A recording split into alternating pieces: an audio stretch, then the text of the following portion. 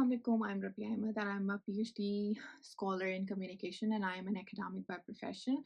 इस वीडियो में आपके साथ शेयर करूंगी कि how I got my PhD admission in China's Ivy league university. China में भी आईवीवाई लीग यूनिवर्सिटीज होती हैं, ये आप सोच रहे होंगे। आईवीवाई लीग का अगर आपको नहीं पता तो Ivy league universities top institution है पूरे वर्ल्ड के, और every one wants to get into it. I mean हर एक का एक ड्रीम होता है क्योंकि एक बड़ा नाम है। लेकिन ऑफ कोर्स जो मेहनत करते हैं और ब्रिलियंट स्टूडेंट है वो वहाँ जाते हैं। चाइना में भी आईवीवाई लीग है। अच्छा, चाइना की अपनी आईवीवाई लीग है और उसको कहते हैं C9 लीग। C9 लीग में वो चाइना की टॉप 9 यूनिवर्सिटीज़ हैं, जिसमें पेकिंग, सिंहवा, फूडान, एसजेटीयू और ये सारी ज़ेजियांग यूनिवर्सिटी, सारी यूनिवर्सिटीज़ आती हैं। तो चाइना की C9 यूनिवर्सिटी में मैंने एडमिशन कैसे लिया? सबसे पहले मेरे बैकग्राउंड की बात करते हैं।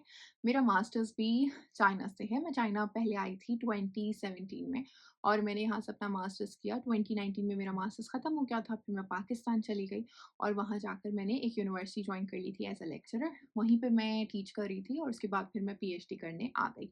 ये इतना सिंपल नहीं था क्योंकि बीच में बहुत कुछ हुआ है। बीच में कोविड आया था और शुक्र है मैं कोविड में पाकिस्तान में थी और मैं चाइना में नहीं थी क्योंकि बहुत टफ़ टाइम था। फैमिली के बगैर गुज़ारना बहुत मुश्किल था। ख़ैर एनीवेज़ फिर ये हुआ है कि मैं पाकिस्तान में ही थी, जॉब कर रही थी, फैमिली के साथ थी। फिर बीच में कोविड की वज़ह से गैप आया। ऑल्दो एडमिशन्स हो रहे थे, लेकिन ऑनलाइन मोस्टली क्लासेस होती थी और मुझे ऑनलाइन नहीं पढ़ना था, इसलिए मैंने एडमिशन नहीं किया। तो मेरा मेजर क्या है? मेरा मेजर है मीडिया एंड कम्युनिकेशन। मैंने थ्रू आउट इसी में स्टडीज़ की हैं और अभी भी मैं जर्नलिज़्म एंड कम्युनिकेशन पढ़ रही हूँ। अब मैंने चाइना दोबारा क्यों चूज़ किया? अक्सर लोग मुझसे पूछते हैं कि चाइना ही दोबारा क्यों चूज़ किया? कहीं और चली जाती पढ़ने। सोचा तो मैंने भी यही था, लेकिन फिर मैं क्यों चाइना आई? चाइना एक तो पाकिस्तान से बहुत करीब है और मुझे चाइना का ऑलरेडी बहुत कुछ पता है और चाइना में बहुत पोटेंशियल है। अगर आप ये चीज़ देखें कि पिछले सालों में यूनाइटेड स्टेट्स है, वो टॉप था रिसर्च में, लेकिन अब चाइना जो है वो टॉप है रिसर्च में। बहुत सारी चाइनीज़ यूनिवर्सिटीज़ जो हैं वो बहुत अच्छी रिसर्च प्रोड्यूस कर रही हैं और नंबर 1 पे उनका अब आता है सारा जो भी सिस्टम है। अच्छा जी, और ये यूनिवर्सिटीज़ जो हैं वो world wide top ranking universities हैं। ऐसा नहीं है कि सिर्फ़ जो है वो चाइना में टॉप रैंकिंग यूनिवर्सिटी हैं। जो वर्ल्ड के टॉप 100 इंस्टीट्यूट्स हैं, ये C9 यूनिवर्सिटी सारी उसमें आती हैं। इनफैक्ट बहुत सारी C9 यूनिवर्सिटीज़ टॉप 50 इंस्टीट्यूट्स में आती हैं। तो इसलिए मैंने चाइना दोबारा चूज़ किया था। प्रोसीजर क्या है एप्लीकेशन का? एप्लीकेशन में सबसे पहले तो आपको यूनिवर्सिटी फाइंड करनी होती है। यूनिवर्सिटी कैसे फाइंड करेंगे, उसकी एक वेबसाइट है, मैं आपको बता देती हूँ। अपने प्रोग्राम और यूनिवर्सिटी वहाँ से फाइंड कर लेना है। मैं डिस्क्रिप्शन में डाल दूँगी, आपको वहाँ जाके आपने चेक कर लेना, आपको पता चल जाएगा। उसके बाद होता है जी फाइंडिंग सुपरवाइज़र। मुझे सबसे बुरा जो लगता है वो फाइंडिंग सुपरवाइज़र लगता है और one of the reason I came again to China is because I didn't want to go after supervisors और मैंने चूज़ किया कि मैंने जो है ना, ऑल्दो मैंने ईमेल्स बहुत किए सुपरवाइज़र्स को, उनके रिप्लाई भी आते थे, लेकिन मैंने सोचा कि ये मैंडेटरी नहीं होना चाहिए। जब आप एडमिशन ले रहे हैं ना, तो अगर आपके पास सुपरवाइज़र का एक्सेप्टेंस है तो अच्छी बात है। अगर नहीं है तो ऐसे कोई कंपल्सरी नहीं होना चाहिए क्योंकि आपकी सीवी है, आपकी पब्लिकेशंस हैं, आपने जो पिछला काम किया है वो किस बात का, अगर आप सुपरवाइज़र के पीछे भाग रहे हैं। ऑफ कोर्स प्रोजेक्ट्स आपने ढूँढने होते हैं, लेकिन अच्छी बात ये है कि जिस यूनिवर्सिटी में मैं हूँ वो चाइना की भी बेस्ट यूनिवर्सिटी है और वर्ल्ड की भी उसकी अच्छी रैंकिंग है, लेकिन हमारे डिपार्टमेंट में स्पेशली बिकॉज़ वो सोशल साइंसेज़ का डिपार्टमेंट है, तो उसमें एज़ सच आपको सुपरवाइज़र को पहले नहीं करना होता कॉन्टैक्ट और आप एडमिशन ले सकते हैं based on your IELTS result, your previous degree और आपका जितना भी जो आपकी सीवी है, कितना अच्छा आपने किया हुआ है। तो अगर सुपरवाइज़र का एक्सेप्टेंस आपके पास नहीं भी होता तो दे गिव यू एडमिशन। तो ये मैंने सर्च किया था सबसे पहले और लकीली जिस यूनिवर्सिटी में आना चाहती थी, मैं तो ईमेल्स कर रही थी, लेकिन मुझे फिर बाद में पता चला कि हमारे डिपार्टमेंट में ऐसा कोई रूल नहीं है। ठीक है। अच्छा जी, फिर क्या होता है, फाइंडिंग सुपरवाइज़र करने होते हैं, प्रपोज़ल बनाना होता है, कौन से डॉक्यूमेंट्स होते हैं, वो इस पे भी मैं एक डिटेल वीडियो बना लूँगी। अच्छा, स्कॉलरशिप्स बहुत ज़्यादा हैं।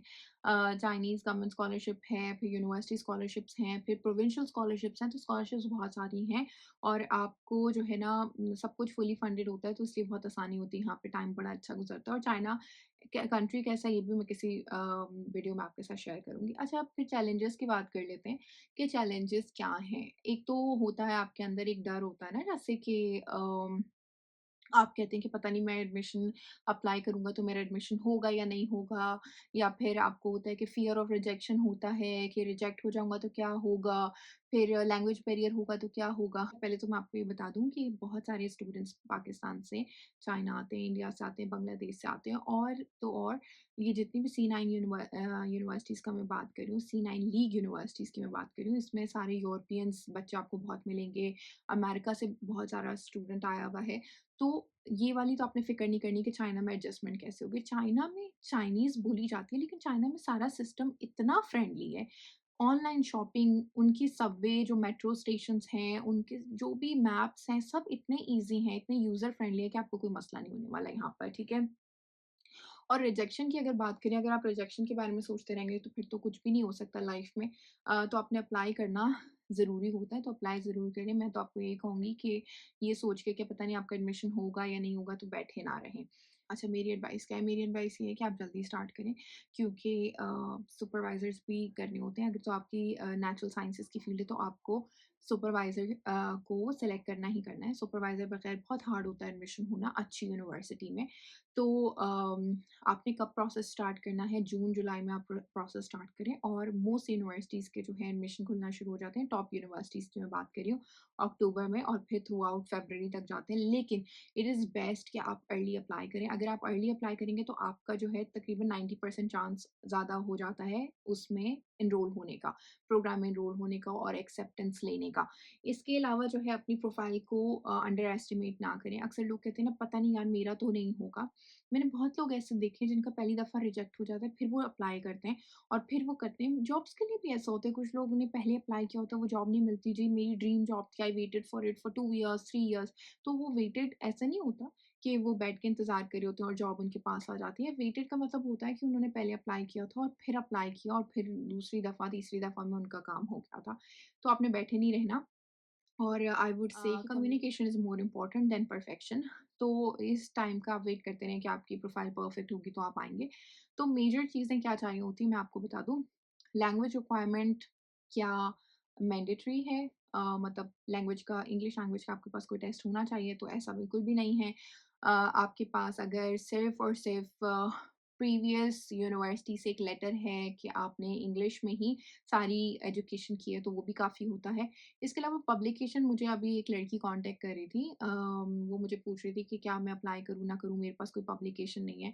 तो देखें, बहुत सारे यहाँ पे बच्चे आए हुए हैं जिनके पास पब्लिकेशन नहीं है, लेकिन ये कि कोई ना कोई आपके पास एक्स फैक्टर होना चाहिए, ठीक है? एक्स फैक्टर क्या होता है? एक्स फैक्टर ये होता है कि जैसे अब मेरा मास्टर्स चाइना का था, although I have some publications और आईएलटीएस भी मैंने दिया था, लेकिन ये है कि कुछ ना कुछ आपने किया हुआ हो ऐसा, यानी कि आपके ग्रेड्स अच्छे होने चाहिए, या तो आपने मास्टर्स किसी और कंट्री से किया हो, या फिर आपका मोटिवेशन लेटर, या आपका कोई एकेडमिया में कोई एक्सपीरियंस होना चाहिए, कुछ ना कुछ ऐसा होना चाहिए तो आपका एडमिशन होता है। ऑफ कोर्स ऐसे ना सोचें कि बिल्कुल आपके पास कुछ नहीं होगा, जीपीए भी नहीं अच्छा होगा और ना ही आपने कोई कुछ एक्स्ट्रा करिकुलर की होगी तो आपको एडमिशन मिल जाएगा। ऑफ कोर्स स्कॉलरशिप है तो कॉम्पिटिटिव होती है, ठीक है? लेकिन ये है कि दिल छोटा ना करें, अगर आपका सब कुछ ठीक है, तो आपको एडमिशन ज़रूर मिलेगा।